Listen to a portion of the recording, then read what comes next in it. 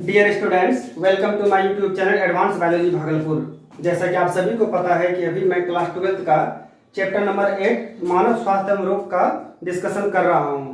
तो आज इस चैप्टर से जो टॉपिक लिया गया है वो है रोगों के प्रकार। जैसा कि मैंने पहले वीडियो में बताया था आपको कि बैक्टीरिया के द्वारा फैलने वाले कौन कौन से प्रमुख बीमारी है, उन बीमारियों में से आज जो हम डिस्कस करेंगे इस वीडियो में वो है हमारा टाइफाइड। ध्यान दीजिएगा, टाइफाइड को जो पॉपुलर हम लोग बोलते हैं टाइफाइड जो इंग्लिश नाम है, लेकिन इसको हम लोग हिंदी में मियादी बुखार कहते हैं या मोती झरा।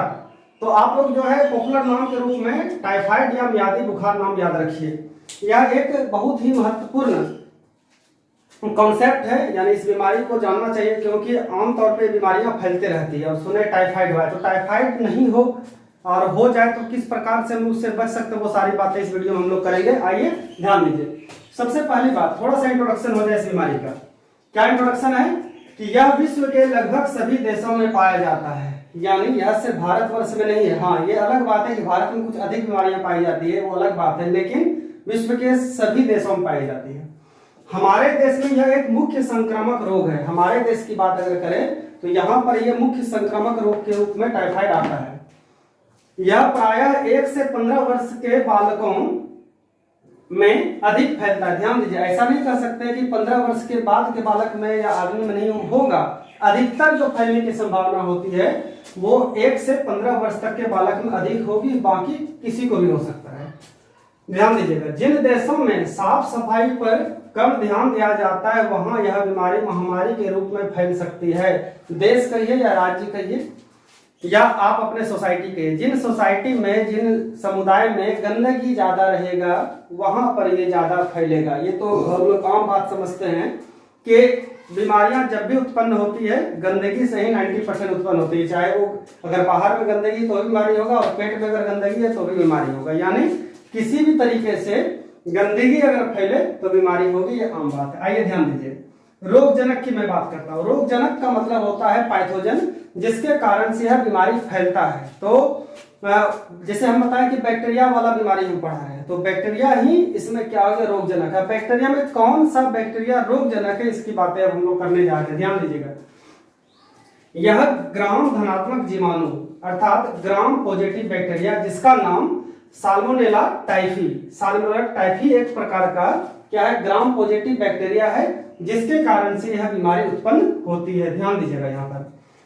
यह प्रारंभ में छोटी आंत यानी स्मॉल इंटेस्टाइन में स्थापित होती है। यानी यह जो शरीर के अंदर जो मान लीजिए कि ये बैक्टीरिया जो गया, पहला इन्फेक्शन कहाँ पैदा करेगा, यानी उसका साइट क्या है, जगह क्या है, तो वो जगह हमारा है छोटी आंत। ध्यान रखिएगा, क्यों छोटी आंत है, क्योंकि छोटी आंत में ही पाचन के बाद जो कंप्लीट रूप से न्यूट्रिएंट्स का जो वहां से अवशोषण होता है हमारे बॉडी में, ब्लड स्ट्रीम में जो वो जाता है वो छोटी आंत के माध्यम से ही जाता है। इसीलिए छोटी आंत में ये पहली बार स्थापित होती है। उसके बाद शरीर में रक्त के द्वारा सभी भागों तक पहुंच जाती है और इसका उद्भवन काल यानी इंक्यूबेशन पीरियड जो इसका होता है 2 सप्ताह का होता है। मतलब अगर ये इन्फेक्शन पैदा हुआ, इसका कंप्लीट लक्षण हमारे शरीर में आने में लगभग 1 से 2 सप्ताह लग जाता है। तब पता चलता है कि नहीं, लगता है इसको मियादी बुखार या टाइफाइड हुआ है, नहीं उतर रहा है। अगर कोई दूसरा बुखार होगा तुरंत उतर गया, लेकिन ऐसा बुखार उतरेगा नहीं, उतरेगा फिर हो जाएगा, फिर उतरेगा फिर हो जाएगा। इसीलिए इस किस प्रकार इनसे बचना, इनकी बातें लास्ट तक में हम लोग करेंगे। संचरण मतलब ट्रांसमिशन, यानी यह कैसे फैलता है। अगर एक व्यक्ति को कभी संक्रमण हो गया किसी तरीके से तो कैसे वो फैल जाता है उसकी बातें हम लोग करेंगे। तो साल्मोनेला टाइफी नामक जो जीवाणु है का संचरण मुख्य रूप से प्रदूषित जल और भोजन के द्वारा होता है। जल भोजन के द्वारा कैसे होता है, तो मक्खियों के द्वारा होता है, ये हम लोग बचपन से ही जान रहे हैं। यह संक्रमित व्यक्ति के मल से मक्खियों द्वारा खाद्य पदार्थ के दूषित करने से भी संचरण होता है। अब समझिए कैसे दूषित करता है। मान लीजिए कि किसी सोसाइटी में किसी एक व्यक्ति को टाइफाइड हो गया, मियादी बुखार हो गया।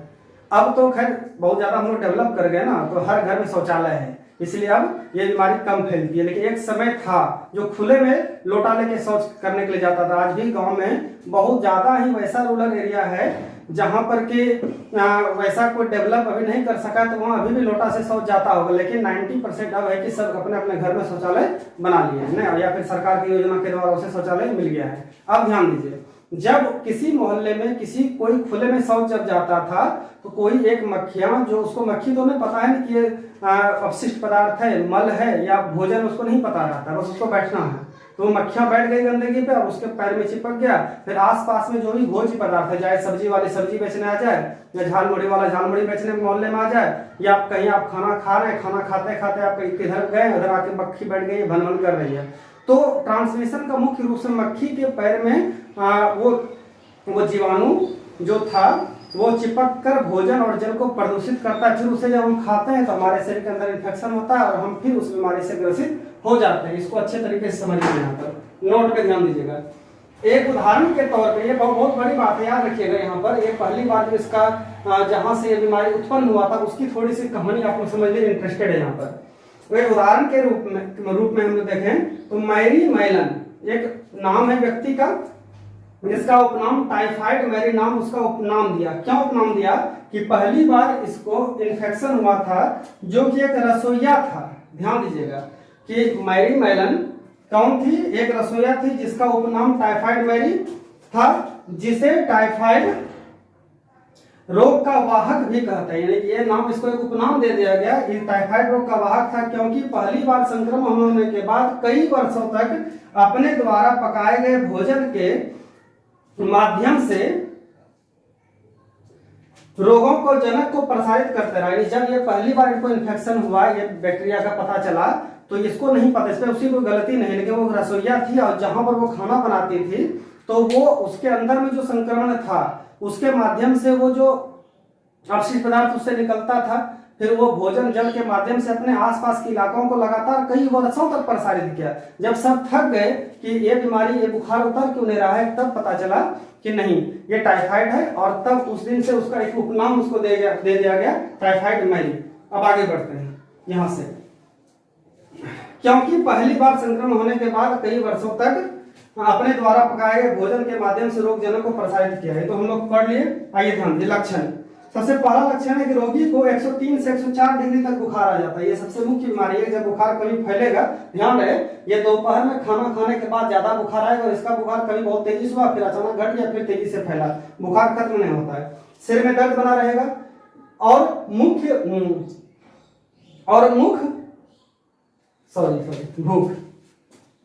ये भूख लिखे थे, और क्या है ये, भूख खत्म हो जाता है, यानी सिर में दर्द होता है और भूख खत्म हो जाता है। कमजोरी आ जाती है, सिंपल सी बात, नहीं खाएंगे कमजोर पड़ जाएंगे, और मल के निष्कासन में बाधा आती है, यानी पेट में जो है उसको प्रॉब्लम आता है, मल का निष्कासन क्लियर नहीं होता, जैसे आप कब्जियत कर सकते हैं, और पेट में हल्का दर्द सा बना रहता है। सही उपचार नहीं होने के बाद 10 से 15% व्यक्ति की मृत्यु हो जाती है। अगर जनरली अब तो ठीक हो जाता है, जब प्रारंभिक समय में जब ये बीमारी फैली थी तो उसमें ज्यादा लोग मरते थे, लेकिन अब क्या हो गया कि अगर इलाज का पकड़ में नहीं आया तो 10 से 15% व्यक्ति की मृत्यु हो जाती है। लेकिन अब डेवलप कर गया, सभी लोग तुरंत इलाज कराता है। तो जैसे ही लक्षण पता चलता है टाइफाइड है, तुरंत हम लोग इलाज उसका करा लेते हैं। हाँ, अगर जाने में हम लोग इसको मलेरिया का बुखार समझ कर या कोई अन्य बुखार समझ के जनरल टैबलेट देते रहते हैं तो वो खतरा बढ़ जाता है, तो मृत्यु हो सकती है। आइए ध्यान दीजिए। बचाव के लिए क्या करेंगे? पूर्ण रूप से स्वच्छता पर ध्यान देना चाहिए। पहली बात, स्वच्छ हमको रहना चाहिए। मल को भूमिगत करना, ये सबसे इंपॉर्टेंट है। जहां वो मल का त्याग, मल मतलब लेटरिन होता है, जहां पर वो मल का त्याग करे उसको क्या करना है, भूमिगत मतलब दफना देना चाहिए। लेकिन ध्यान दीजिए, अब ये फॉर्मूला सेट नहीं हुआ, क्योंकि अब हम लोग ऐसे भी भूमिगत, जब हम लोग अपशिष्ट पदार्थ को का परित्याग करते हैं तो उस समय वो अपने आप क्या होता है, भूमिगत चला जाता है, टॉयलेट प्लेट के अंदर वो चला जाता है अपने आप। इसी वजह से ये भूमिगत कब होता था, जिस समय टेक्नोलॉजी उतना डेवलप नहीं था किसी देश, तो उस समय खुले में शौच करते थे, जहां शौच करता था उसको मिट्टी से भर दिया जाता था। पीने का पानी और भोजन को मक्खियों से हमेशा बचाना चाहिए। रोगी को टीबी का टीकाकरण लगवाना चाहिए। एक वैक्सीन है जो इसके टाइफाइड के लिए आता है, जब पता चलता है तो उसका इंजेक्शन पड़ता है तो वो ठीक हो जाता है। जीवाणु को समाप्त करने के लिए रोगी को लंबा इलाज करना चाहिए। ध्यान दीजिए, ऐसा नहीं है कि आज बुखार ठीक हुआ कल छोड़ दिए। टाइफाइड एक ऐसा बीमारी है, जब तक डॉक्टर का सलाह लेके वो नहीं बोले कि बंद कर दिए तब तक बंद नहीं करना। अर्थात अगर बीमारी छूट भी गया बुखार तो 2-4 दिन तक फिर वो आ जाएगा, इसीलिए लंबा बीमारी इसका इलाज इसका चलता है। तो बच्चों, उम्मीद करते हैं कि आपको ये मियादी बुखार टाइफाइड अच्छे तरीके से समझ में आ गया होगा। अगले वीडियो में एक अगले नए बीज के साथ फिर मिलते हैं, तब तक के लिए आप लोग को बहुत बहुत धन्यवाद।